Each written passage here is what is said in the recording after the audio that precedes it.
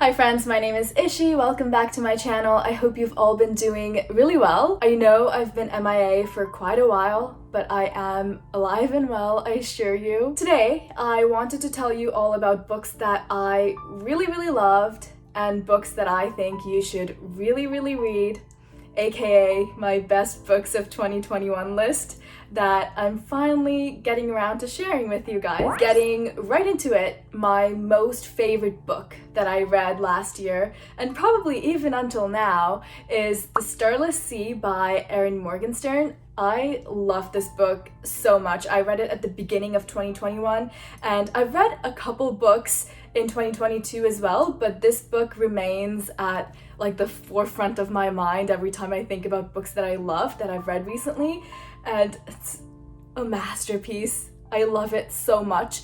And I was not expecting to like it as much as I did because The Night Circus by Erin Morgenstern, I thought it was beautifully written, but I didn't like it as much. I didn't vibe with the plot or the characters as much, but this book, amazing. If you don't know what this book is about, it follows this guy named Zachary who one day he's looking through a library and he finds this book and he starts reading this book, and turns out that the book is actually about him. So he's like, what's up with that? And he's trying to solve this entire mystery. As much as I can sit here and try and explain this plot to you, I just would not be able to, because even after reading this book, I can't tell you what it's about. Like, so much is going on, you just have to read it for yourself, and the plot is kind of all over the place, and it doesn't really make sense, but it like kind of makes sense, but it doesn't make sense. Anyway, I can't really tell you what went on in it, but whatever went on, I liked it, I loved it, I highly recommend you read it too. I love the way the story was told, the writing was so beautiful, and the story felt like something bigger than itself, and all the characters in this book felt like they were part of something bigger than themselves. This book also explores the concepts of fate and time, which I thought was fascinating. So fate and time are two different people, and they're like worked into the story as characters, but they're also concepts, and it's all just so fascinating and so well done. The book also explores beginnings and endings, and how endings can be beginnings and vice versa, and all these things, all these abstract concepts just brought to life on this page. I think this book is very introspective too. The more meaning you want out of it, the more meaning you'll get out of it. So I really enjoyed it. It was really well done and I loved it. It was so beautiful. I want to buy this book and annotate it and just reread it a bunch of times. Just loved it so much, and I think you should read it. Even if you aren't the biggest fan of The Night Circus, I think you should try this out, because I also was not the biggest fan of The Night Circus, but I loved this book so much. Another book I really loved was Honeycomb by Joanne M. Harris. This was probably also one of the best books I've read in the last several years. It was so magical, so whimsical, and so beautiful, and just so amazing. Please read it. It's basically a collection of fairy tales set in this alternate fantasy universe, and we follow this Lacewing King and all the people that are part of the Lacewing King's life, and we follow these different short stories from all these different characters. And I know I'm doing a really bad job explaining it, but it's so good. No matter what I say, I don't think I can do justice to this book. It was just so beautiful that I cannot explain in words how beautiful it was. So I know I'm sounding repetitive, but it was so good. And the physical copy has all these beautiful illustrations that are really beautiful. I will reread it as well. We can buddy read it together. Another book that I also really loved was The Miracles of the Namiya General Store.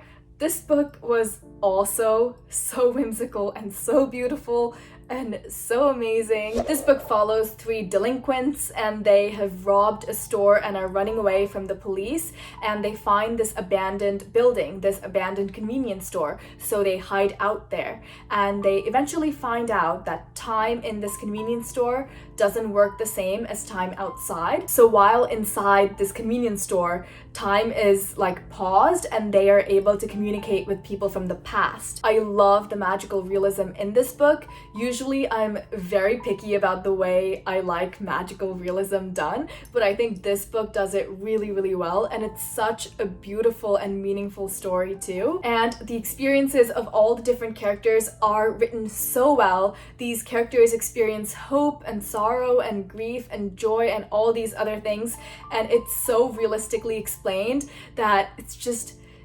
amazing. I was speechless reading it, and the way the book is written makes you feel really melancholic for some reason. I love like a bittersweet tone in books. All these different characters are going about their life, not even thinking about the things they're doing, and then years down the line, there's going to be another character and they are hugely impacted by something that first character did in like 20 years back. So I loved seeing all those connections. Overall, this book was very melancholic and heartwarming and makes you cry a bit. It's so good.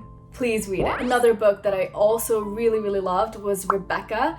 I am actually really surprised because I am not the biggest fan of classics. I'll be the first one to say it, that I do not enjoy reading classics that much because they're just not for me. This book was for me. It was so good. It was so amazing. I know I've been calling every single book beautiful so far, but this book was also so beautiful. The writing was so beautiful. I don't know how else to explain it. We follow our main character, whose first name we never find out. She falls in love with this man named Maxim de Winter, and they get married, and she moves to his home, Manderley. While our main character is getting used to being his wife and living in her new home, she somewhat starts to fear that she might never live up to his previous wife. And I know it sounds like a very melodramatic period drama, which it kind of is, but it's just so good and it's so beautiful. One thing I really loved about this book was the main character and just her attitude about everything. She was just so entertaining and I loved reading through her point of view. She would go on these monologues and get sidetracked by like everything, and there'd be like these huge monologues about everything, and they were just so entertaining to me. I just really loved reading them, and I just really loved reading this book, and I will definitely reread it again and annotate it and all those things. I'm so excited for when I reread this book. Another book I really, really loved was If Cats Disappeared from the World. This book was one of the most unique books I've ever read, and I'm so glad to have read it. We follow a postman, and his days are numbered. He only has a certain number of days left to live.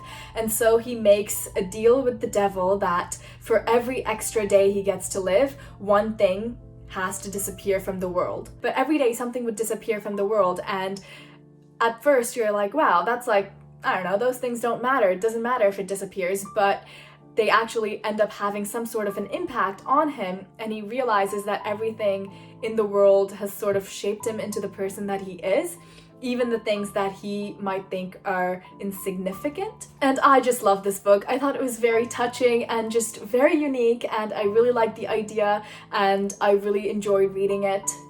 Highly recommend. Another book that just really, really stands out to me when I think back to all the books that I've read last year and the year before is Bunny. This is probably one of the most wacky books I've ever read in my entire life. I could not tell you what it is about because I honestly have no idea. I was reading it and I was comprehending it, but like, you just have to read it. And you have to just go through the whole process of being confused yourself. We follow this girl named Samantha, and she is in a master's writing program at this university, and she is very much an outsider in her program.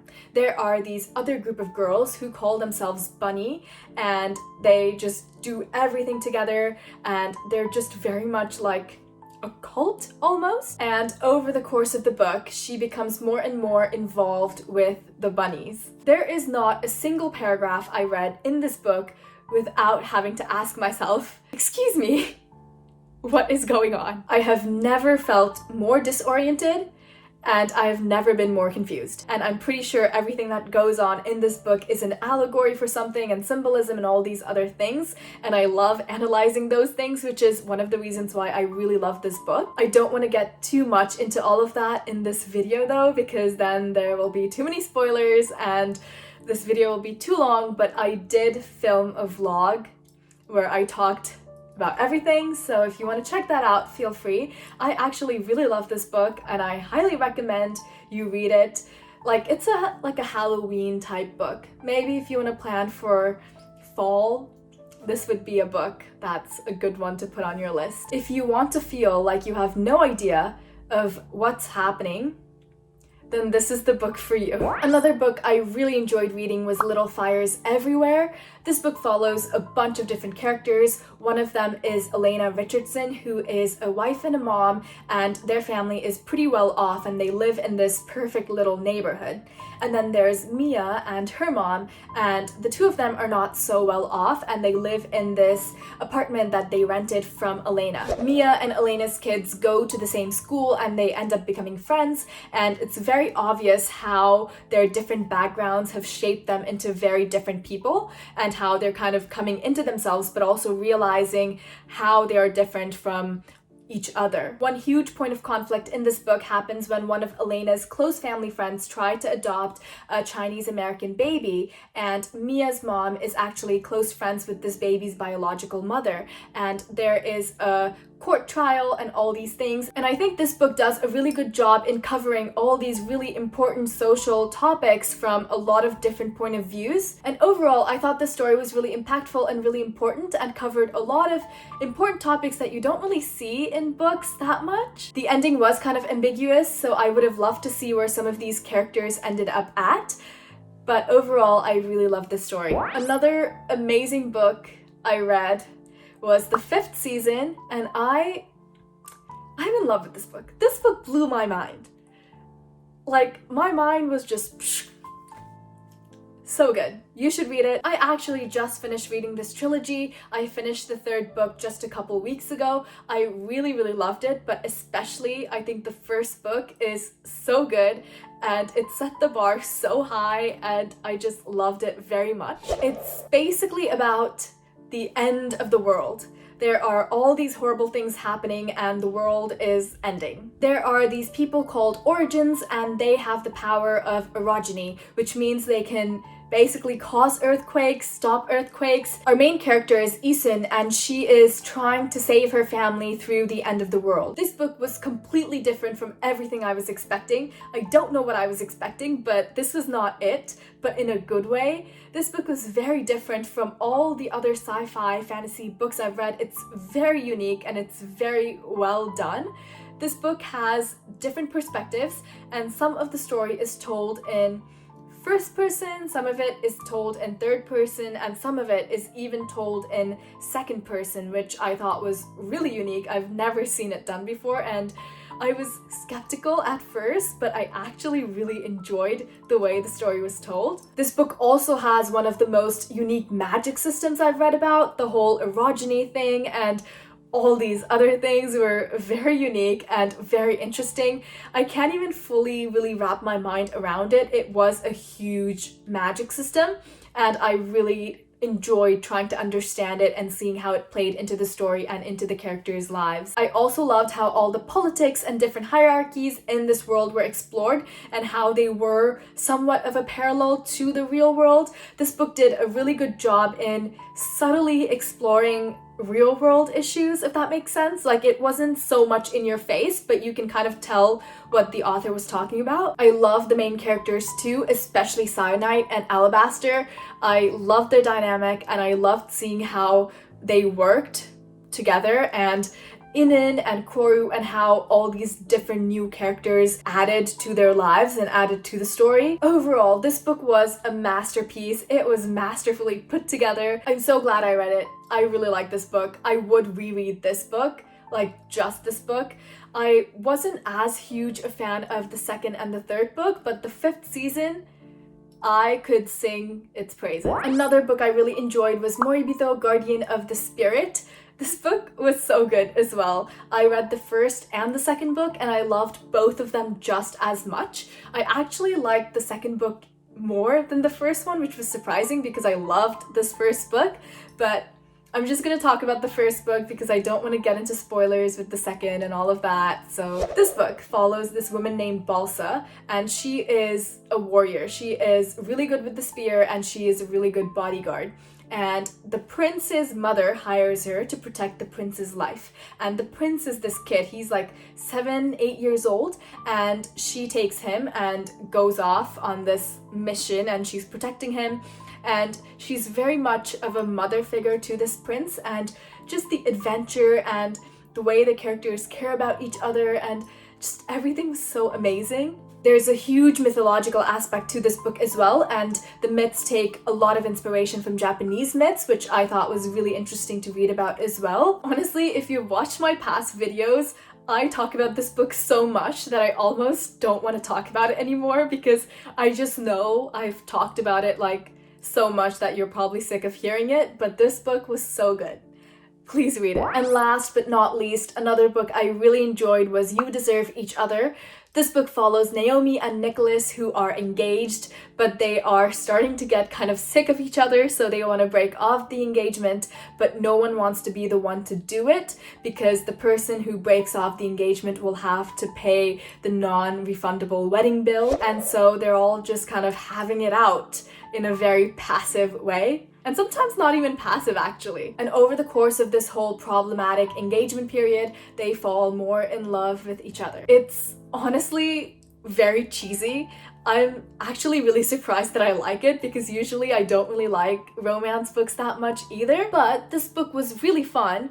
It was a super quick read as well, so it didn't take me much time to get through it at all, and it was refreshing and just fun to read. I thought it was really cute. One thing that I didn't enjoy that much is that one of the main issues between Nicholas and Naomi was just communication, and like the miscommunication trope just doesn't hit as hard, you know, like it just isn't the same. Like just talk to each other. Like 99% of their problems would have been solved if they just talked, but they didn't. But I did find it entertaining, so not complaining. Overall, I think one of the biggest reasons I really like this book is that it was funny. Like, it was hilarious. It cracked me up, and there were scenes in this book where I physically could not stop laughing, like my stomach hurt.